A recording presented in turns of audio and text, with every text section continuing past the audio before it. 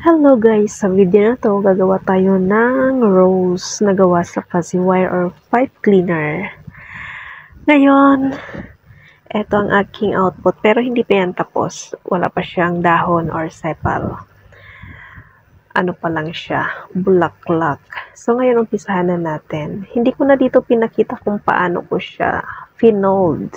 Kailangan natin ng 7 fuzzy wire tapos i-fold into half. Then, kukuha tayo ng 2 peraso para i-twist siya. Parang i-bind together. Tapos, i-baba natin yung 5 peraso.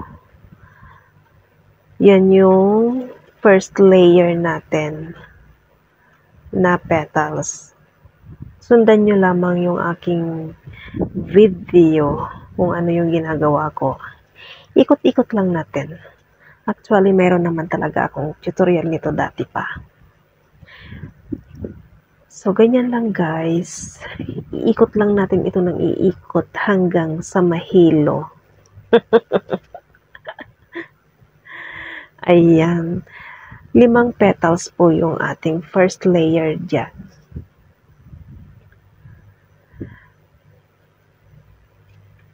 Pwede rin kayo guys gumamit ng iba-ibang kulay na fuzzy wire. Pero sa akin, gumamit lang ako ng isang kulay. So ngayon na kagawa na tayo. Second layer naman. Yung second layer guys, 4 na piraso lamang siya. Ganon din yung procedure kung paano gumawa para sa second layer. So ayan, iikot lamang natin ito.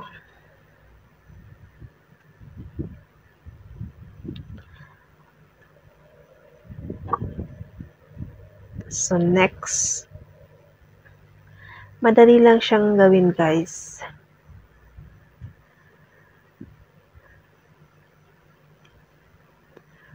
Mas gusto ko kasi itong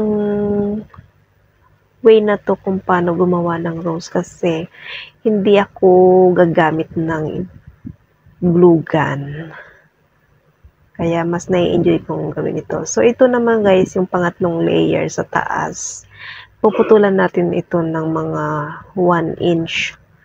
So, ayan. Ganon din naman yung procedure kung paano gawin. Iikot lamang natin ito.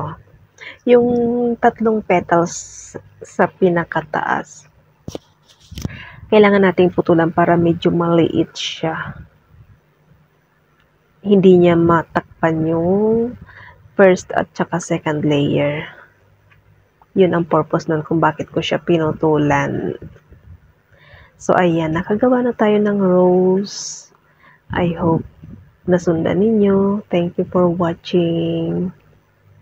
Ayan, diba? Actually, hindi pa yan tapos guys. Wala pa siyang dahon at wala pa siyang sepal. Thank you.